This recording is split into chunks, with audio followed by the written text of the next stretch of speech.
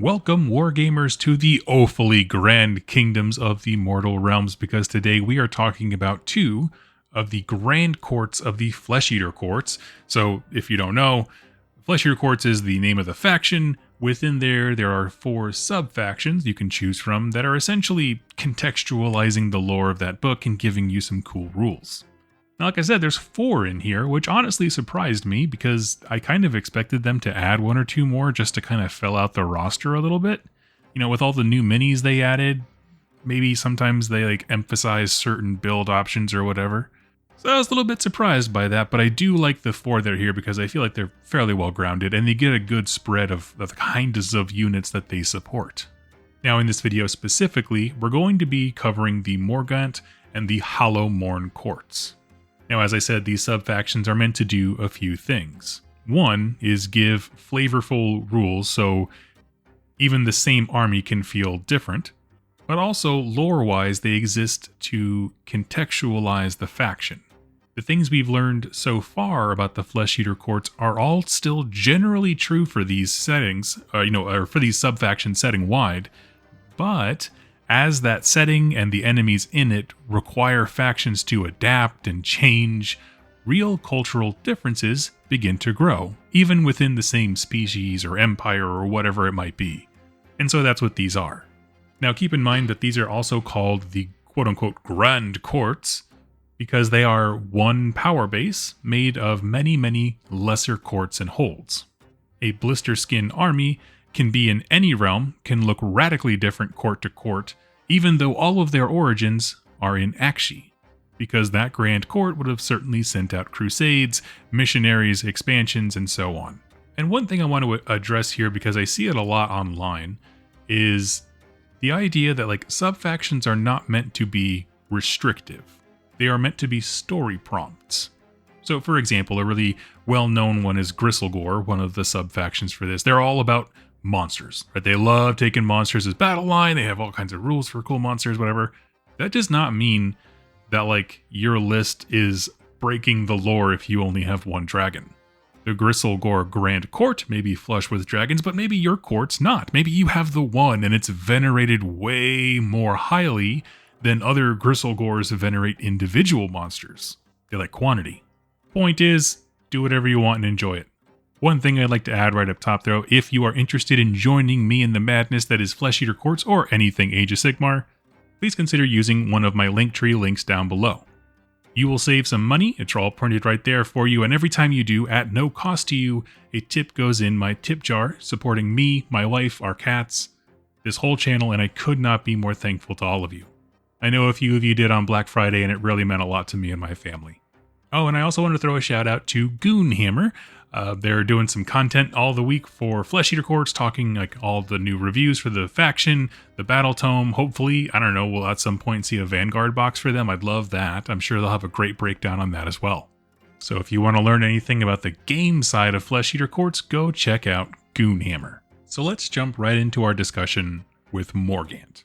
In the tradition of Games Workshop, the first sub-faction is sort of like the quote-unquote poster boys or girls, meaning this sub-faction will generally highlight the best and the most notable, story beats about the army. It does not mean that they are boring. They're still insane cannibals roaming around like dudes out of Monty Python's Holy Grail, but what I mean is that they exemplify the lore of the faction. So here, the defining note of the Morgaunt is their chivalry. What we see as the devastated remains of the best of us, a sickened mirror into what we could all become should society fully collapse, but to them it's all about the chivalrous honor of doing good in the realms. Now, the initial kingdoms of the Morgaunt were located in the prime inner lands of Shyish. Back then, before the Necroquake, Shyish was just like every other realm where it's most stable in the center, so that's where humans lived. And by all accounts that are able to be found, these kingdoms were actually really great rulers. They had class societies with nobles and peasants, but they had collectively a strong emphasis on the value of life. I imagine because they live in Shyish and they see the alternative every single day of their lives. So Their society, although everyone had like bespoke roles and there probably wasn't a ton of upward mobility, it was a prosperous one. No one lacked for anything. And while this would have been a pretty neat development to have in our own history, which instead went the crushing oppression route, it essentially spelled out the inevitable horror in the mortal realms. And all of that began with the coming of chaos. Now, as a history lesson, when chaos swept through Shyish, it was brutal. Archaon personally led the attack on Nagashazar, put him in timeout for the first time, and along the way to doing that, the Chaos Hordes at some point met up with these kingdoms of the Prime Innerlands. And that's when, it's kind of hard to say, the value of life became a liability to these people. Because rather than staying and making fights and stands that were unwinnable, they just kept giving up land. They kept falling back and back and back and back. No kind of like pushback or at all because they couldn't win. And of course, in their mind, they're thinking, well, of course this is the right move. We're preserving lives. When, if you take a little look at history, there are countless times where the sacrifice of a few held the enemies at bay so that the many could counterattack or thrive or do whatever they needed to do. Rearguard actions, last stands, and so on. Well, these are folks who were not willing to do any of those things. The price was chaos rolled right over them until they were at the doorstep of these castles, which, as we know, not a lot of them could really withstand the tides of chaos. When the destruction was wrought and really the only thing left were ashes and refugees, that's when the aberrants came. And this is an interesting part of the Flesh Eater Court delusion, as we'll explore more through the other subfactions. When an aberrant vampire comes into a situation where he initially finds a bunch of refugees, right? Let's say he doesn't have a court, just got changed or sent off to do his own adventure. Instead of just dousing these folks with their perceptions, meaning the aberrants, the aberrant will instead adopt the minds and memories of these people. And so what I mean is, this new group of madmen in the Prime Innerlands, called the Morgaunt Grand Court, is dedicated to the same chivalry and preservation of life that they did before they all went mad, because that's what the people who first got inducted into the delusion valued. So it's like a two-way mirror. It reflects, but also the aberrant then takes that and projects it everywhere. Essentially meaning the vampire built on what they had already valued. And while their lands now extend much further than just Shyish because they've spread out, that same thread of chivalry and equality runs through them. Now, part of the way that they represent this is by having serf units be battle line, which really for them, it just means like the crypt guard. Because they're supposed to represent that noble backbone of the army, peasants who are willing to stand up and be like, no, I'm not going to let anyone tread on my land. We're going to bind together, fight like knights, even though we're not. Next up are the Hollowmourne. Now, the Hollowmourne to me are the best example of, I think, what this book has a strength in, which is taking an existing story and sort of retelling it or recontextualizing it. So, for example, we knew that the Hollowmourne Flesh Eater Grand Court was associated with knightly orders, that they were out crusading around to seek or defend grand items of the realms and trying to fulfill an oath that they made in the Age of Chaos, and they devolved into this kind of over time. But the tale we get in this current book is still broadly that same story, but with a lot more spice added in. Mystery surrounds them, but the myth about their origin goes a little bit like this. They were once deeply loyal to a radiant king who brought civilization and peace to all the realms, founding or allowing for the founding of massive kingdoms, full of regal and prosperous cities, knightly households, and all these things. As the Age of Chaos dawned, this king descended from on high and gave a mission to these kings, rulers, and nobles of these courts that he was speaking directly to. And he basically gives them a mission. He gives them a location and says, go out, I have a bunch of treasures hidden here, and I want you to bring them back to me. So God descends and gives you a Bethesda-style fetch quest. I'm here for it. But for some reason that seems lost to time, they could never find what they were looking for. and over a long period of searching, they kind of began to fall apart. They ran out of provisions. First, they ate the enemies that they would fight, and then they would have to eat their squires as they died of starvation, and in one of their biggest oath-breaking moments, they had to eat their own horses.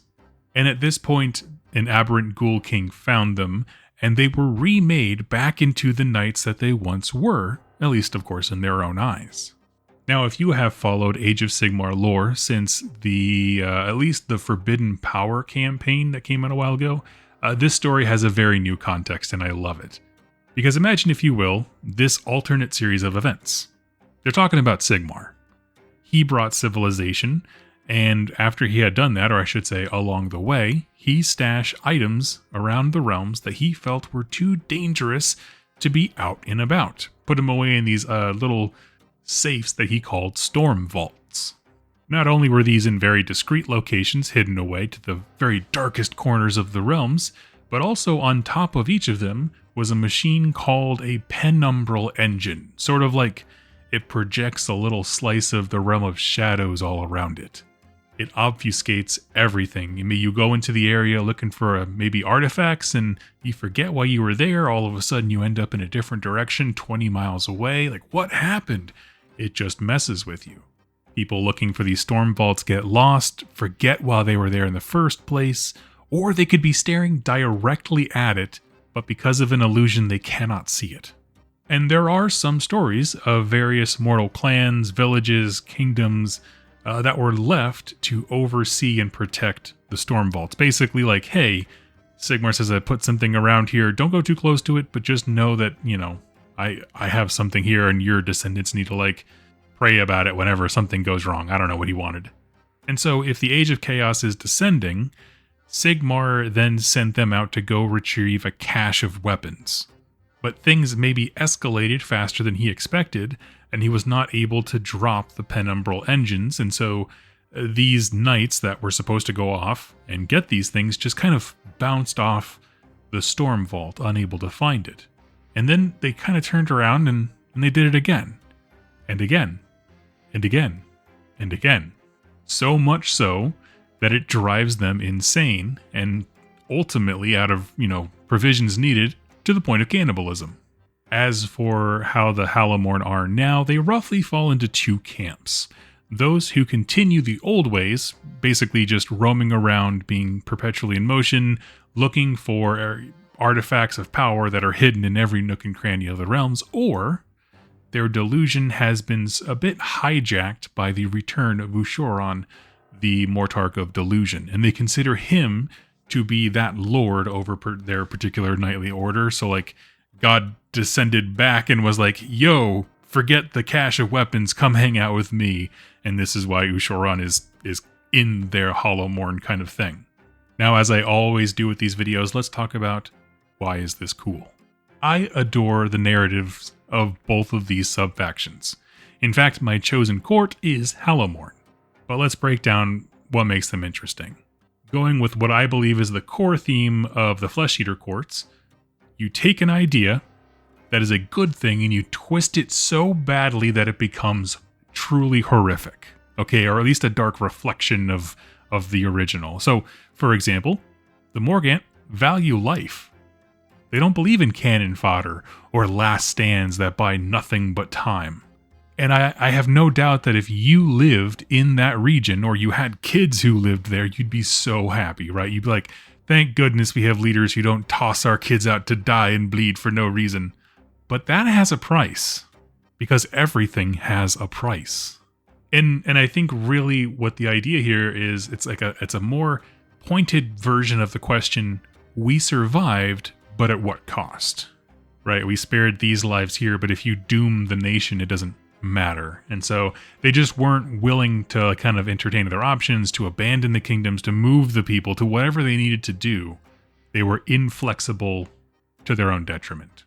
And then you get the Hollowmourne, which, as I said, is the court that I chose to paint mine up as, just mainly because I love like the kind of faintly green color scheme to their skin. And as I've said before, factions or stories that seem very grounded in the AOS universe are my favorite, specifically ones that are consequences of the actions of the gods. So For the very early part of AOS's release, we didn't see the repercussions of Sigmar's closing the gates of Azir. But battle tomes have hit that note really hard. It was a defining moment in the setting just as much as the Age of Chaos was, in my opinion. For example, Cities of Sigmar has a whole segment. When those doors closed, hell broke loose in Azir as they purged everybody. The Slaves to Darkness have a sub-faction where a bunch of good people were running to the gate of Azir, and it shut like 2 minutes before they passed through it. And they went insane, turned on their pursuers, and became a massive, Khorne-dedicated army for Slaves to Darkness who are just really mad at Sigmar.